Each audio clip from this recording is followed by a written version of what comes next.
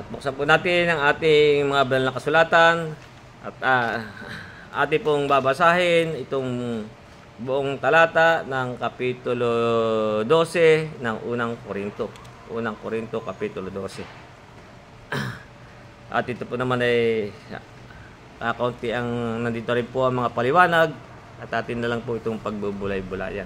At dito po sinasabi sa 12, sa 1, sinasabi, ngayon tungkol sa mga kaulob na ayon sa Espiritu, mga kapatid, ay hindi ko ibig na hindi kayo makaalam. Nalalaman ninyo na nang kayo'y mga hintil pa, iniligaw kayo ng mga piping Diyos-Diyosan sa alinmang paraan ng pagkahatid sa inyo. Kaya't pinatalastas ko sa inyo na walang sinumang nagsasalita sa pamamagitan ng Espiritu ng Diyos ay nagsabi, si Jesus ay itinakwil. At wala sinumang makapagsasabi, si Jesus ay Panginoon, kundi sa pamamagitan ng Espiritu Santo. Ngayon, may iba't ibang mga kaloob na dapat iisang Espiritu. May iba't ibang mga pangasiwa dapat iisang Panginoon. May iba't ibang paggawa na dapat iisang Diyos na gumagawa ng lahat ng mga bagay sa lahat. Datapwat sa bawat isa ay binigay ang pagpapahayag ng Espiritu upang pakinabangan naman. Sapagkat sa isa, sa pamamagitan ng Espiritu, ay binibigay ang salita ng karunungan at sa iba'y ang salita ng kaalaman ayon din sa Espiritu. Sa iba'y ang pananampalataya gayon din sa gayon ding Espiritu at sa iba'y mga kaloob na pagpapagaling sa isang Espiritu at sa iba'y ang mga paggawa ng mga himala at sa iba'y hula at sa iba'y ang pagkakilala sa mga Espiritu at sa iba'y ang iba't ibang wika at sa iba'y ang pagpapaliwanag ng mga wika. Datapwat ang lahat ng ito'y ginagawa ng isa sa gayon ding Espiritu na binahagi sa bawat isa ayon sa kanyang ibig. Sapagkat kung paanong ang katawan ay isa ay meron maraming mga sangkap at sa lahat ng mga sangkap ng katawan, bagamat marami ay isang katawan, gayon din naman si Kristo. Sapagkat sa isang Espiritu ay binautisman tayong lahat sa isang katawan. Maging tayo Hudyo o Griego, maging mga alipin o mga laya, at tayong lahat ay pinainom sa isang Espiritu. Sapagkat ang katawan ay hindi isang sangkap, kundi marami. Kung sasabihin ng paa, sapagkat hindi ako kamay, ay hindi ako sa katawan. Hindi nga dahil dito ay hindi sa katawan.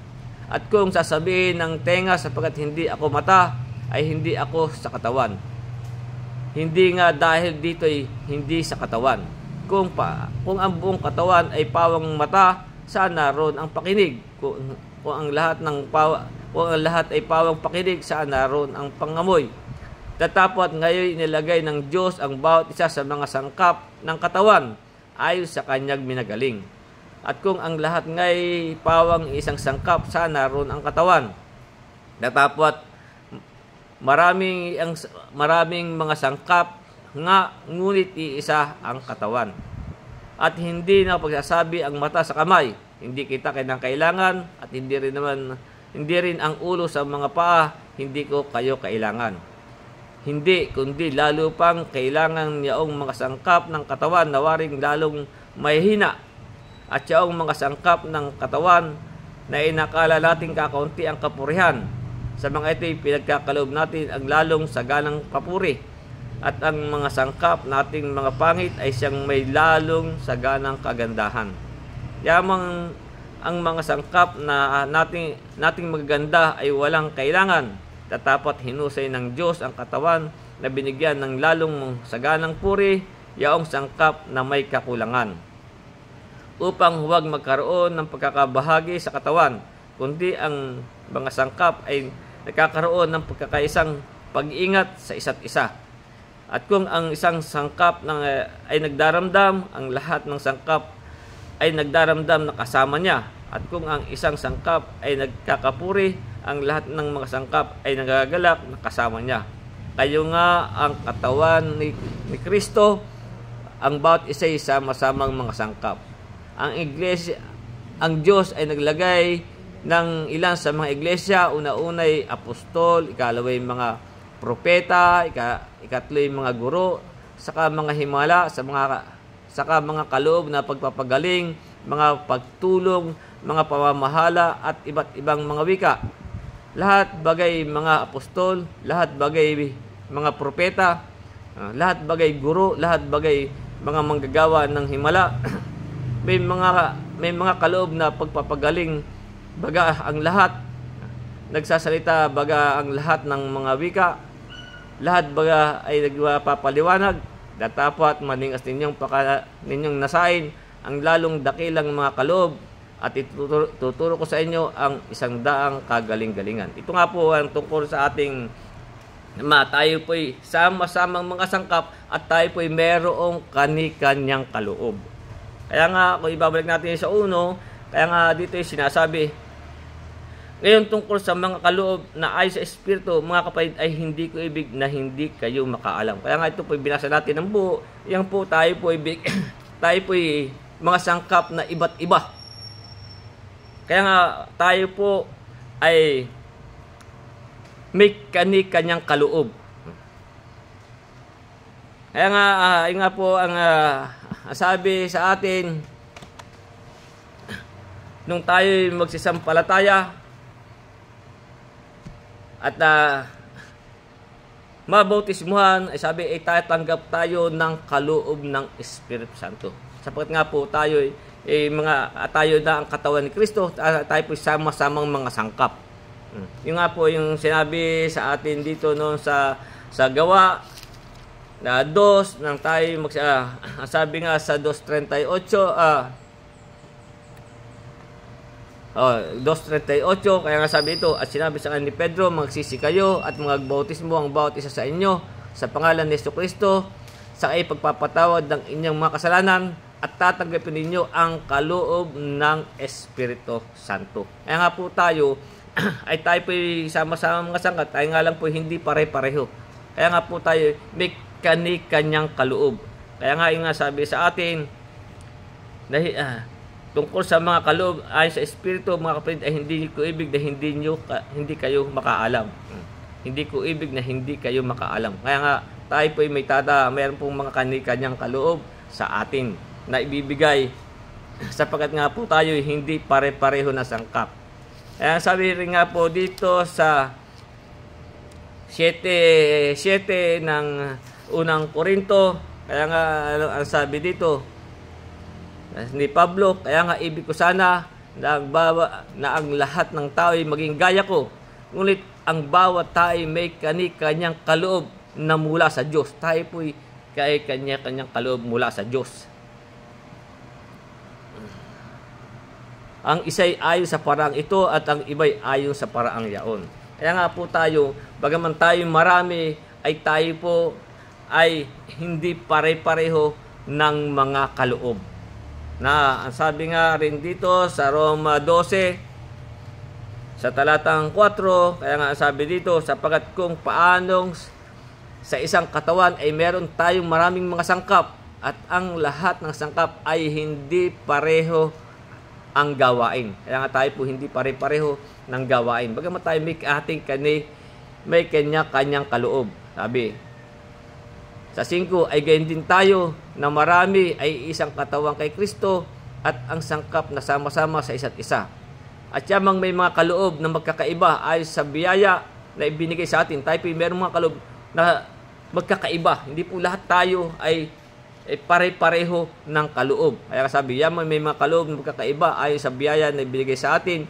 Kung hula ay manghula tayo ay sa kasukatan ng ating pananampalataya. O kung ministeryo ay gamitin natin ang ating sarili sa ating ministeryo, din po ang kaloob sa atin. O ang nagtuturo ay sa kanyang pagtuturo, kung po ang kaloob sa atin, at tayo magturo, tayo sa pagtuturo. O ang umaaral ay sa kanyang pag-aaral. Ang namimigay ay magbigay ng magandang, kung po tayo naman pinagkalooban ng mga magandang hanap buhay o ari-arian. Kaya nga sabi dito, ang namimigay ay magbigay ng magandang loob, ang nagpupuno ay magsikap, ang nahabag ay magsaya. Kaya nga po tayo, meron tayong kani-kanyang kaloob Sapagkat nga po sinasabi, hindi lahat ay mata, hindi lahat ay paa.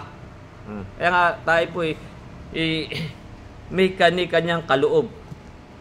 Kaya nga ang sabi nga dito, kung ating ibabalik dito, yung sinabi na dito sa talatang 4, itong 12:4, itong ating pinag-aaralan. Kaya nga ang sabi dito, ngayon may iba't ibang mga kaloob, datapot iisang espiritu. Tayo po may mga iba't ibang kaloob, isa po tayo ang espiritu. Isa po ang ating espiritu. May iba't ibang mga pangasiwa, datapot iisang Panginoon. Tayo po merong ibang pero po isa po ang ating Panginoon. May iba't ibang paggawa, datapot iisang Diyos na gumagawa sa lahat ng mga bagay sa lahat. Datapot sa bawat isa ay binibigay ang paghahayag ng espiritu upang pakinabangan naman. Kaya kung anong kaloob na nasa atin. Sapagkat sa isa, sa pamamagitan ng espiritu ay binibigay ang salita ng karunungan. Tayo bibigyan ng mga karunungan. Sa iba'y salita ng kaalaman ayon din sa espiritu. Sa iba'y ang pananampalataya, ang kanyang ang tayo manampalataya, ang ganda lang po ang kanyang kaloob sa kanya, gayon din sa gayon ding espiritu. Sa iba'y ang kaloob ng pagpapagaling sa isang espiritu. Meron po tayo kalooban na magpagaling. Ang sa iba'y paggawa ng mga himala. Ang sa iba'y hula. Yung po mga nagsasalita ng mga prophecy. Yung sa hula. Ang iba'y pagkakilala sa mga espiritu. Ang iba'y sa iba'y at iba't ibang wika. Sa iba'y ang pagpapaliwanag ng mga wika. Datapot ang lahat na ito'y ay ginawa sa isa. At gayon ding espiritu na binahagi sa bawat isa ayon sa kanyang ibig. Yun po ibinahagi sa atin. Hindi po tayo lahat ay pare-pareho ng kaloob. Na tayo po may kani-kaniyang kaloob ang bawat isa sa atin. Hindi po yung ang hinahangad natin yung kaloob na pang material o lupa. Hindi po. Ito po kaloob na ayon sa espiritu. Ito po ang ating mga kaloob na ibibigay sa atin. Kasi kung yung pang material o pang lupa, hindi po yan. Yung pong iba, yung pong ninanasa, yung pong mga bagay na pang material o pang lupa, yun po ipadagdag na lang sa atin. Kaya nga, kung ating babasahin yung sa Mateo, hindi po ito pang material, pang spiritual po na kaloob ang sa atin ay ibinibigay. So yung mga yung pong iba akala yung mga pang material o pang lupa, hindi po yun. Sapat yung mga bagay po yun ay yung po idaragdag na lang sa atin. Kaya nga po sabi sa atin sa Mateo 31 sa talatang Mateo 6:31, kaya sabi, huwag kayong mga balisa o magsabi ano ang aming kakanin. Kaya nga po yung iniisip po na pang material kasi. O ano ang aming iinumin o anong aming daramtin. Kaya nga sabi sa 30, sapagat ang lahat ng mga bagay na ito ay siyang pinaghahangad ng mga hintil. Yamang talastas ng inyong ama sa kalangitan na kailangan nyo ang lahat ng mga bagay ito. Yung po, kailangan natin yung mga bagay na yan. Kaya hindi po yan ang kaloob na ating hinahanap. Kaya yun po sabi, tatapwat, hanapin muna ninyo ang kanyang kariyan at ang katuwiran at ang lahat ng mga bagay na ito ipawag idaragdag sa iyo. Idadagdag na lang po yun sa atin. Kaya huwag ninyong ikabalisa ang araw ng bukas sapagkat ang araw ng bukas ay bababalisa sa kanyang sarili, sukat sa kaarawan ng kanyang kasamaan. Kaya nga, ito pong ating mga kaloob na sinasabi dito, ito po'y kaloob na pang-espiritual. Ito po ang ibabahagi sa atin. Hindi po ito, kaya nga sabi nga sa atin sa Colosas 3, ito po yung ang ating pong hahangarin, yung ang iisipin. Ang sabi dito sa 3:2 ng Colosas, ilagak ninyo ang inyong pag-ihip sa mga bagay na nasa taas, huwag sa mga bagay na nasa ibabaw ng lupa. Ito po pang-espiritual na kaloob. Kaya, yan po Kaya nga sabi sa atin, ngayon tungkol sa mga kaloob na ayon sa Espiritu, ito po kaloob na ayon sa Espiritu, hindi po ito pang material. Dito po hindi pang sa buhay na, ito po idaragdag na lang sa atin. Kaya nga sabi, ngayon tungkol sa mga kaloob na ayon sa Espiritu, mga kapatid, hindi ko ibig na hindi kayo makaalam. Kahit po pinaalam sa atin. Sa 2, nalalaman ninyo na nang kayo'y mga hintil pa, ay iniligaw kayo sa mga piping Diyos-Diyosan sa alinmang paraan ng pagkahatid sa inyo. Kaya nga tayo, karamihan sa atin ay yun po ipinamana sa atin ng ating mga magulang na tayo ay ang ating kinagis ng karamihan ay just sa mga Diyos-Diyosan.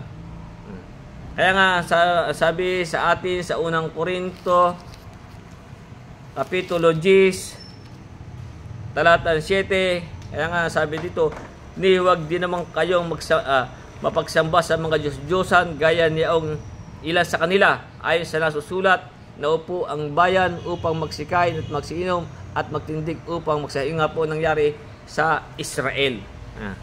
Kaya nga sa atin din, tayo po iniligaw diyan sa mga piping Diyos-Diyosan na ipinamana sa atin ng ating mga. Kaya po naman ay nung sinabi na sa atin sa akla sa 10 utos na tayo huwag pong gagawa ng larawang inanyuan. Kaya ang ating pagbabalik-aralan yung sa Exodo 20, kaya yung pong mga Diyos-Diyosan tayo po ay pinalalayo diyan. Sa Exodo Kapitulo 20, sa talatang 4, kaya nga sabi dito, sa 10 utos, huwag kang gagawa para sa iyo ng larawang inanyuan o ng kawangis man ng anumang anyo na sa itaas, sa langit, o nasa ibabaw ng lupa, o nasa tubig sa ilalim ng lupa. Huwag mong yuyukuran sila o paglilingkuran man sila, sapagkat akong Panginoon mong Diyos ay Diyos na mapanibughuin, na aking dinadalaw ang katampalasanan ng mga magulang sa mga anak, hanggang sa 3 at 4 na salin ng lahi ng mga napupuot sa akin. Kaya diyan po ang sinabihan na tayo doon man sa 10 utos. Na tayo po pinilalayo diyan sa mga Diyos-Diyosan. Sapagkat ang ating Diyos ay Diyos na mapanibughuin.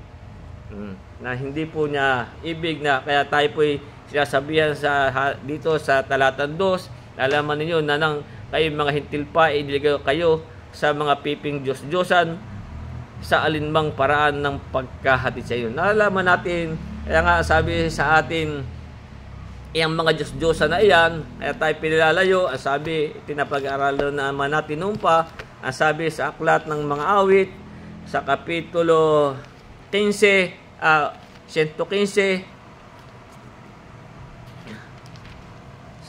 sa talatang 5, yan po mga Diyos-Diyosan na yan, ang sabi nga dito sa awit 115 sa talatang 5, ay ganito po siya sabi, sila'y may mga bibig, ngunit sila'y hindi nangagsasalita. Mga matay meron sila, ngunit hindi sila nakakakita. Sila'y may mga tainga, ngunit hindi sila nakakarinig. Mga ilong ay meron sila, ngunit hindi sila nakakaamoy. Meron silang mga kamay, ngunit hindi sila nakakatangan. Mga paa ay meron sila, ngunit hindi sila nakakalakad. Ni nagsasalita man sila sa kanilang mga ngala-ngala. Ang nagsisigawa sa kanila ay nagiging gaya nila. Oo, bawat tumitiwala sa kanila. Yung po mga tumitiwala dyan. Kaya nga tayo po pinilalayo diyan sa mga Diyos-Diyosan.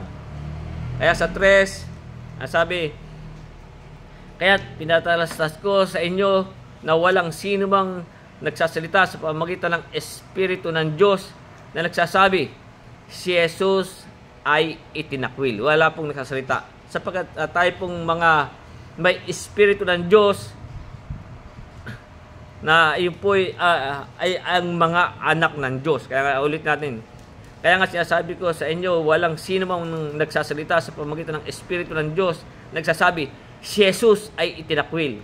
Hindi walang sino mang makapagsasabi, si Jesus ay Panginoon, kundi sa pamamagitan ng Espiritu. Ito po yung may mga Espiritu ng Diyos. Kaya nga sabi sa atin sa Roma 8, sa talatang 14, yung pong mga pinapatnubayan ng Espiritu ng Diyos, yung po ang mga anak ng Diyos. Kaya hindi po ito, wala pong makapagsasabi na si Jesus ay itinakwil. Sabi po dito sa Roma 8:14, sapagkat ang lahat ng mga pinapatnubayan ng Espiritu ng Diyos, sila ang mga anak ng Diyos. Kung tayo po may Espiritu ng Diyos, ay hindi po tayo natin masasabi na si Jesus ay itinakwil. At dito rin sa unang Korinto Kapitulo 2, sapagkat ang tinanggap po natin ay ang Espiritu mula sa Diyos. Kaya nasabi dito sa unang Korinto Kapitulo 2 sa talatang 10, itaas natin sa 10, sabi, ngunit ang mga ito ay pinahayag sa atin ng Diyos sa pamamagitan ng Espiritu, sapagkat sinisiyasat ng Espiritu ang lahat ng mga bagay o ang malalalim na bagay ng Diyos. Sapagkat sino sa mga tao nakakakilala ng mga bagay ng tao, kundi ang Espiritu ng tao. Yung po ang nakakakilala sa Espiritu, yung po may Espiritu ng tao na nasa Kanya. Ganyan din naman ang mga bagay ng Diyos ay hindi nakikilala ng sino man, maliban ng Espiritu ng Diyos. Kung tayo may Espiritu ng Diyos, ito po makikilala natin ang Diyos. Ngunit, ating tinanggap hindi ang Espiritu ng sanlibutan, kundi ang Espiritong mula sa Diyos, upang ating mapakilala ang mga bagay na sa atin ay ibinigay na walang bayad ng Diyos. Kaya nga, na ang mga bagay na ito ay atin namang sinasalita, hindi sa mga salitang itinuturo ng karunungan ng tao, kundi tinuturo ng Espiritu na iwinabagis natin ang mga bagay na sa Espiritu sa pamamagitan sa panalitang ayon sa Espiritu. Kaya nga, yung sabi sa 3, at pinatasas ko sa iyo na walang sino mang magsasalita sa pamamagitan ng Espiritu ng Diyos na sinasabi, si Jesus ay itinakwil. Hindi walang sino mang makapagsasabi, si Jesus na Panginoon, kundi sa pamamagitan ng Espiritu Santo. Kaya nga, meron din sabi dito sa Efeso 1:13,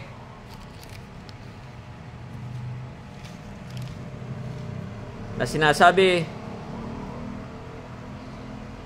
sapagkat tayo po, simula ng magsisampalataya, tayo po'y tinatakan ng Espiritu Santo. Nasa kanya kayo rin naman, pagkarin ng aral ng katotohanan ng Ebanghelyo ng inyong kaligtasan, nasa kanya rin naman, mula nang kayo magsisampalataya, kayo tinatakan ng Espiritu Santo na ipinangako. Kaya tayo pong lahat ay may tatak ng Espiritu, tayo pong mga nagsisampalataya. Kaya tuloy natin yung 4 hanggang 6, sinasabi, ngayon may iba't ibang mga kaloob na dapat iisang Espiritu. Tayo po may iba't ibang mga kaloob, pero tayo po may isang Espiritu. May iba't ibang mga pangasiwa, dapat iisang Panginoon. May iba't ibang paggawa, na dapat iisang Diyos na gumagawa sa lahat ng mga bagay sa lahat. Kaya nga, ang sabi sa atin dito sa Efeso 4, sa talatang 3 hanggang 6, kaya nga sabi dito, pagsakitan ninyong ingatan ang pagkakaisa sa Espiritu sa tali ng kapayapaan. Kaya sabi, may isang katawan. Tayo po may isang katawan. Isang Espiritu. Bagamat tayo marami, pero tayo po may isa pong katawan. Isang Espiritu, gaya ng pagkatawag sa inyo, sa isang pag-asa sa pagkatawag sa inyo. Isang Panginoon. Pero lang po tayong isang Panginoon, ang ating Jesucristo. Isang pananampalataya. Sino po ang ating sinampalatayanan?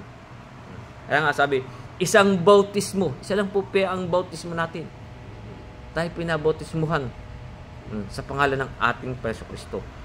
Isang Diyos at Ama ng lahat na siyang sumasibabaw ng lahat, sumasa lahat na nasa lahat. Kaya nga, yung nga po sinasabi sa atin dito sa 4 hanggang 6, meron tayong isang espiritu, isang Panginoon, isang Diyos. Kaya nga sabi, datapos sa bawat isa ibinigay ang pagpapahayag ng espiritu upang pakinabangan naman. Kaya nga, dito sa 7 hanggang 8, sabi, datapos sa bawat isa ay ibinigay ang pagpapahayag ng espiritu upang pakinabangan naman. Sapagkat sa isa, sa pamamagitan ng espiritu ay ibinigay ang salita ng karunungan. Tayo ibinigay ng salita ng karunungan. Sa iba'y salita ng pagkaalam ayon din sa espiritu. Tayo pong mga nagsisampalataya, yun po isang kaloob din sa atin, ay tayo ibinigay ang salita ng karunungan, sa iba'y ang salita ng kaalaman. Tayo po binigyan ng mga ganyan. Nasabi nga dito sa Efeso 1:17, kaya nga sabi dito, upang ipagkaloob sa inyo ng Diyos, ng ating Panginoong Jesus, ng ating Panginoong Kristo, ng Ama ng Kalwalatian, ang espiritu ng karunungan. Kaya tayo bibigyan ng karunungan at ang at ng pahayag ng pagkakilala sa Kanya. Kung paano po natin siya ay makikilala. Sa Colosas 1:9, kaya nga dito sinasabi, dahil dito kami man mula ng araw na aming marinig ito ay hindi kami nagsitigil sa pananalangin at paghihingi na patungkol sa inyo upang kayo puspusin ng kaalaman ng kanyang kaloob at buong karunungan at pagkaunawa ayon sa Espiritu. Kaya tayo bibigyan ng mga ganyang kaloob, karunungan, pagkaunawa, upang kayo magsilakad ng nararapat sa Panginoon sa buong ikalulugod niya at magsipamunga sa bawat gawang mabuti na nagsisilago sa kaalaman, na tayo po'y lumalago sa kaalaman, na kayo'y palakasin sa buong kapangyarihan ayon sa kalakasan ng kanyang kalwalatian sa buong pagtitiis at pagpapahinguhod na may galak. Nagpapasalamat sa Ama na nagpaging dapat sa atin upang makabahagi sa mana ng mga banal sa kaliwanagan. Kaya nga po tayo ay binigyan ng mga karunungan, ang iba'y salita ng kaalaman. Sa 9 hanggang 11, sabi, sa iba'y ang pananampalataya. Kung hanggang doon lang ating ibinigay sa atin, ang sa pananampalataya, sa gayon ding espiritu. Pero gayon din po ang ating espiritu. Tayo po'y merong espiritu ng Diyos. Sa iba'y ang kaloob ng pagpapagaling sa isang espiritu. Sa iba'y ang paggawa ng mga himala, ang iba'y hula, ang iba'y pagkakilala sa mga espiritu. Sa iba'y ang pagpapaliwanag ng mga wika. Kaya nga, yan po'y pinagkaloob sa atin. Datapot ang lahat ng ito'y ginagawa sa isa at gayon ding espiritu na binahagi sa bawat isa ayon sa kanyang ibig. Ito po'y ibig, hindi po lahat. Kaya nga po tayo merong kani-kaniyang kaloob. Hindi po lahat ay ng mga ganyan ay sa isang kapatid lang. Kaya ito po'y ibinahagi sa bawat isa ayon sa kanyang ibig. Kaya nga, may yung pong iba, yung sinasabing, yung pagkakilala sa Espiritu. Paano natin makikilala ang Espiritu? Kaya nga, may sabi sa atin dito sa unang Juan, kung paano natin makikilala ang Espiritu.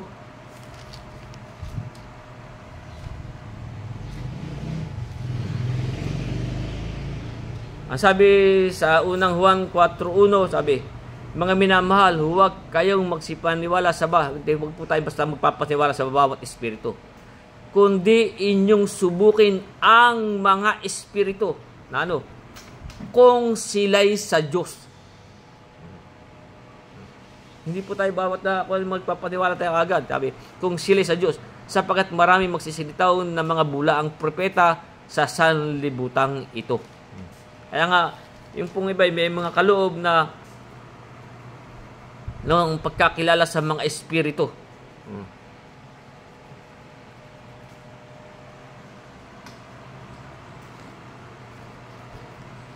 At dito rin sa unang Tesalonica 5,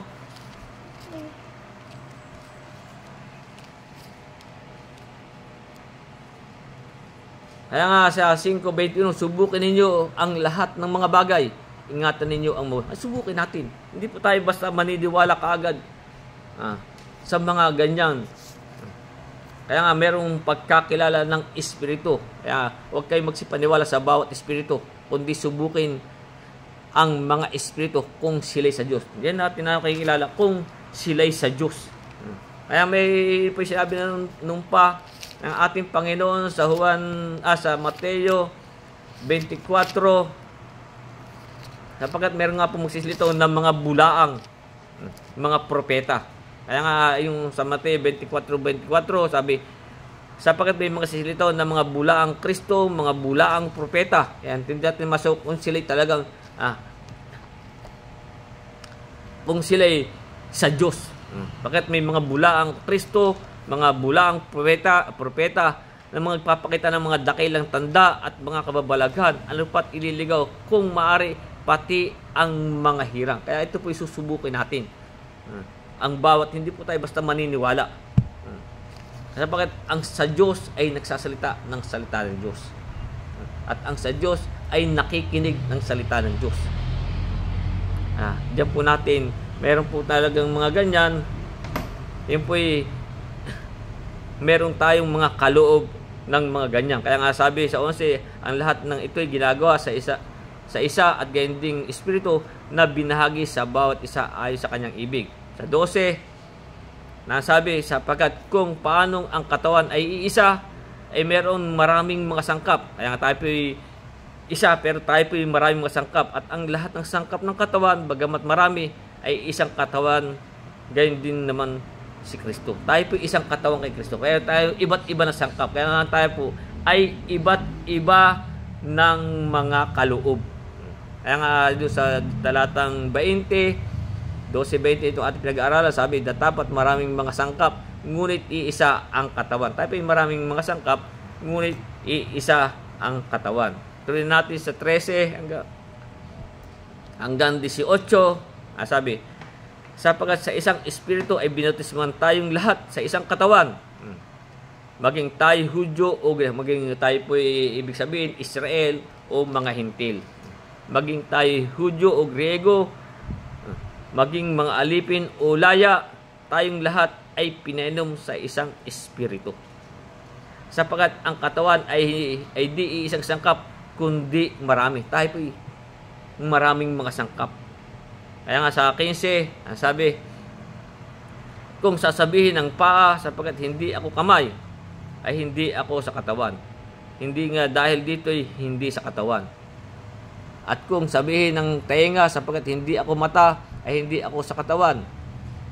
Hindi nga dahil dito'y hindi sa katawan. Kung ang buong katawan ay pawang mata, saan naroon ang pakinig? Kung ang lahat ay pawang pakinig, saan naroon ang pangamoy? Datapot ngay inilagay ng Diyos ang bawat isa sa mga sangkap ng katawan ayon sa kanyang minagaling. Tayo po, ang sabi ngay, datapot ngay inilagay ng Diyos ang bawat isa. Yung bawat isa po sa atin. Sa mga sangkap ng katawan ayon sa kanyang minagaling. Kung saan po tayo inilagay. Kaya nga yung sinabi sa atin sa kung ibabalik natin yung Roma 12, kung saan tayo inilagay ng Panginoon. Kaya nga sabi sa Roma 12:4, sabi, sabat kung paanong sa isang katawan ay mayroon tayong maraming mga sangkap at ang lahat ng sangkap ay hindi pare-pareho. Kaya din tayo marami isang katawan kay Kristo, mga sangkap na sama-sama sa isa't isa. At siyang may mga kaloob na nagkakaiba-iba ay sa biyaya na ibinigay sa tayo po yung magkakaiba ng kaloob. Yamang may mga kaloob na magkakaiba-iba ay sa biyaya na ibinigay sa atin. Kung sa atin, kung saan natin, kung anong kaloob sa atin. Kung hula ay manghula sa kasukatan ng ating pananampalataya, kung ministeryo, kung ano pong ibinigay sa ating kaloob. Kaya tayo po binigyan ng mga kani-kaniyang kaloob. O ang umaaral ay sa kanyang pag-aaral, ang namimigay sa pamimigay na may magandang kalooban. Ang nagpupuno ay magsikap, ang nahabag ay magsaya. Ano pong kaloob na ibinahagi sa atin. Kaya nga, yung sa 20, sa 19, sabi, kung ang lahat nga ay pawang isang sangkap, saan naroon ang katawan? Kaya hindi po tayo lahat ay paa. Kaya tayo po may iba't ibang mga sangkap. Kaya hindi po tayo lahat ay mata. Kaya sabi, kung ang lahat ay pawang isang sangkap, saan naroon ang katawan? Dapat maraming mga sangkap, ngunit iisa katawan. Tayo po isang katawan, pero marami po tayong mga sangkap. Sa 21, ang sabi, at hindi magsasabi ang mata sa kamay, hindi kita kailangan, at hindi rin ang ulo sa mga paa, hindi ko kayo kailangan. Hindi, kundi lalo pang kailangan yaong mga sangkap ng katawan na wari lalong mahina. Ang isang katawan, meron pong sangkap na mahihina. Pero tayo po isang katawan. At yaong mga sangkap ng katawan na inakala natin kakaunti ang kapurihan. Meron po tayong sangkap na katawan, nakakaunti ang kapurihan. Sa mga ito, pinagkaloob natin ang lalong saganang papuri. Dapat yung po yung mga may mahinang kapurihan, yung po datin yung kakaloob ang lalong saganang papuri. Sila ngay ang mga sangkap na mahina, sila po'y nagtitiis, sila po'y nagpapatuloy. Bagamang sila po ang mga sangkap na mahihina. Kaya nga sabi, yung mga sangkap ng katawan na nakakala nating kakaunti ang kapurihan, sa mga ito'y pinagkaloob natin ang lalong saganang papuri. Doon po natin ipagkaloob ang saganang papuri. Ang mga sangkap nating mga pangit ay siyang may lalong saganang kagandahan. Bagamat sila'y ganoon, sila po'y nagpapatuloy. Kaya nga, ang sabi sa 24, yaman ang mga sangkap na nating magaganda, puno yung mga sangkap na magaganda, ay walang kailangan. Hindi po na kailangan maganda yung sangkap na tayo po napunta doon sa mga sangkap na magaganda. Sabi, yaman may mga sangkap na nating magaganda ay walang kailangan. Dapat hinusay ng Diyos ang katawan. Yun po iglesia, yun po katawan ng ating Panginoon. Kaya sabi, yamang ang sangkap na magaganda ay walang kailangan. Hinusay ng Diyos ang katawan na binigyan ng lalong saganang puri. Alin? Yaong sangkap na may kakulangan. Yun po mga sangkap na mahina. Sapagkat sa ating katawan, meron po tayong sangkap na mahihina. Upang huwag magkaroon ng pagkakabaha-bahagi sa katawan. Tapos isa po ang katawan Pero kaya may talata rito, yung mahihina sa pananampalataya ay tanggapin ninyo. May talata po noon. At huwag pagtalunan. Meron ganyan. Kaya nga yun nga po ang sinasabi rito, na yung sinasabi na sa mga ito'y pinagkaloob na natin ang lalong saganang papua, yaong mga sangkap ng katawan na inakala natin kakaunti ang kapurihan, sa mga ito'y pinagkaloob natin ang lalong saganang papuri. At ang sangkap nating mga pangit ay siyang may lalong saganang kagandahan. Kaya nga sabi, tuloy natin yung sa 25, upang huwag magkaroon ng pagkakabahagi sa katawan, kundi ang mga sangkap ay nagkakaroon ng kasing isang pag-iingat sa isa't isa. At sapagkat tayo po sama-sama mga sangkap, ang ulo po natin ay ang ating Panginoon. Ang sa 26, sabi, at kung ang isang sangkap ay nagdaramdam, ang lahat ng mga sangkap ay nagdaramdam kasama niya. O kung ang isang sangkap ay nagkakapuri, ang lahat ng sangkap ay nagagalak na kasama niya.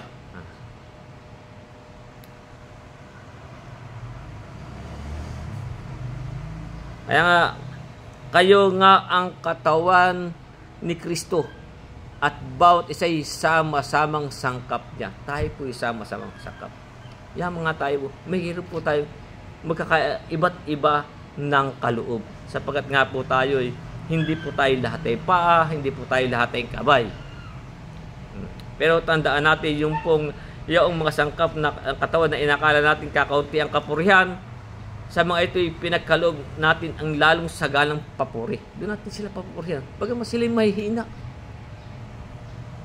Tayong malalakas at tayo magpupuno sa mga mahina. Meron pong talata na ang mga sangkap nating mga pangit ay siyang may lalong sagalang kagandahan. Sapagkat hindi po nga tayo pare-pareho ng kaloob. Sa 28, kaya nga dito yung sinasabi, ang Diyos ay naglagay ng ilan sa mga iglesia. Una-unay apostol, ikalaway mga propeta, ikatloy mga guro, saka mga himala sa mga kaloob nagpapagaling, mga pagtulong. Meron po mga yan. Tayo po ibinahagi sa atin lahat yan. Mga pamamahala. Tayo doon sa pamamahala, sa ukay, sa pagtulong. Ang iba'y mga wika. Pero yung pong mga apostol at propeta, ay yan po ang tatanda natin na ang apostol po ay hanggang sa mga apostol lang po kina Pablo. Sila po ang ginawa, sabi nga dito sa unang Korinto 4:9, sila po yung kahuli-hulihan. Wala na pong ibang apostol na lalabas. Ito po ilagay nung una sa mga iglesia. Yun po yung ibinahagi sa kanila. Kaya nga sabi po sa unang Korinto 4:9, sabi ni Pablo, sapagkat iniisip ko na pinilataw ng Diyos kaming mga apostol na mga kahuli-hulihan sa lahat. Natulad sa italaga sa kamatayan, sapagkat kami ginawang panoorin ng sanlibutan at ng mga anghel at ng mga tao. Kaya kung mayroong mga ganyang pagpa na sila yung mga apostol, mayroong palalabas ng mga ganyan, tandaan natin, sila po ang kahuli-hulihan. Kaya nga sabi, subukan ninyo ang bawat espiritu kung sila'y sa Diyos. Ang apostol po ay hanggang kinapabo. Sila po ang kahuli-hulihan. Wala na pong lalabas ng pang-apostol. Kaya tatandaan natin, maging mga propeta, wala na pong ibang lalabas na propeta. Sapagkat ang propeta po ay ang alam ko hanggang kay Juan lang at saka ating Panginoong Jesucristo. Ang sabi nga po sa Mateo Kapitulo 11, kaya kung may mga lalabas po mga propeta, ay nag-iingat po tayo. Kaya sabi, subukan ninyo ang bawat espiritu kung sila'y sa Diyos. Sapagkat may mga lalabas po mga bula ang propeta. Tandaan natin, ang propeta po, ang sabi sa Mateo 11, kaya tayo po yung mag-iingat.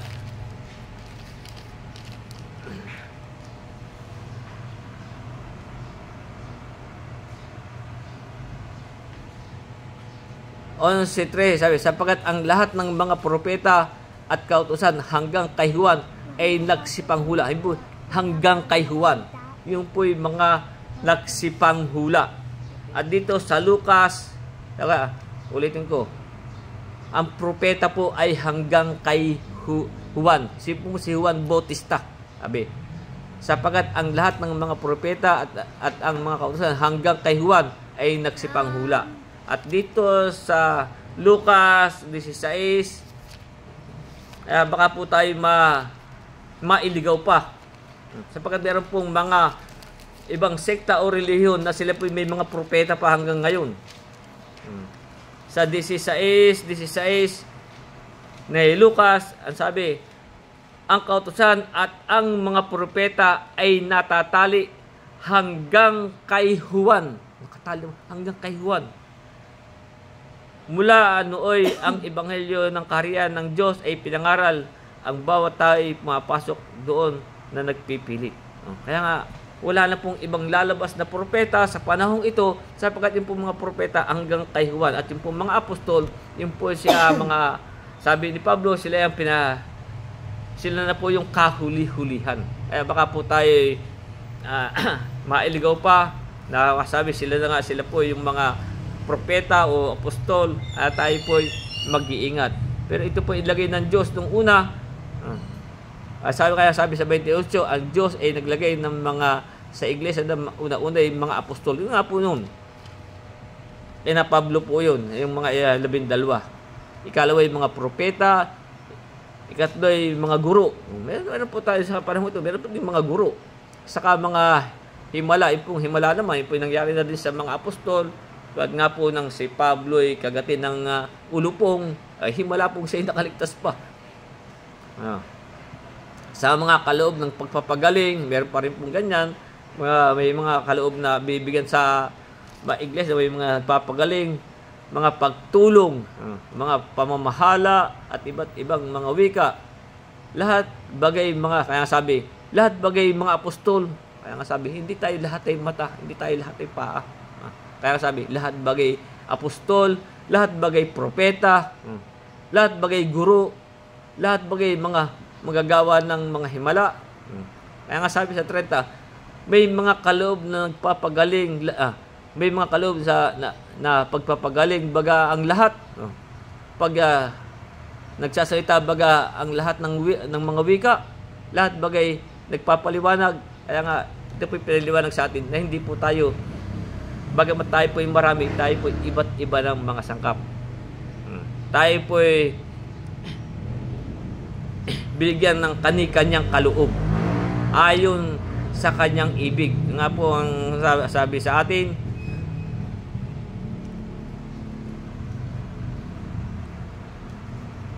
sa 18, na dapat ngayon inilagay ng Diyos ang bawat isa sa mga sangkap ng katawan ayon sa kanyang minagaling. Tayo pinilagay ayon sa kanyang minagaling.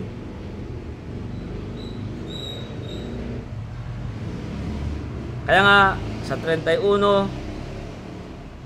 huling talata, kaya nga sabi sa atin, datapwat pakanasain ninyong nasain, datapwat maningas ninyong nasain ang dakilang mga kaloob.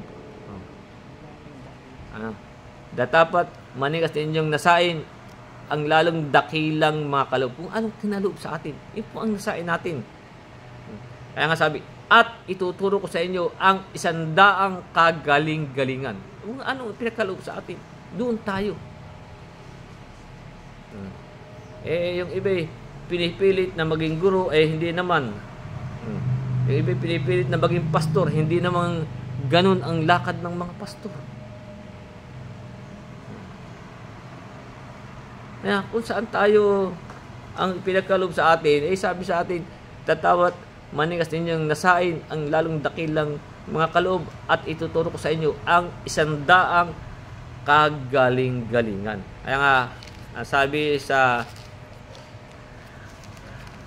14:1 nitong unang Korinto, sabi, sundin ninyo ang pag-ibig, ngayon may maningas ninyong pakanasain ang mga kaloob na ayon sa Espiritu. Kung ayon mga kaloob na ayon sa Espiritu, kung saan tayo inilagay. Pero talagang merong mahihina, merong hanggang sa pananampalataya lamang, doon tayo. Kung anong kaloob sa atin Ngunit lalo na nang kayo makapanghula. Kaya kung saan tayo pinagkaloob, doon tayo lumakad. Kaya hanggang dyan po muna ang ating pag-aaral at ating pong natapos yung Kapitulo 12.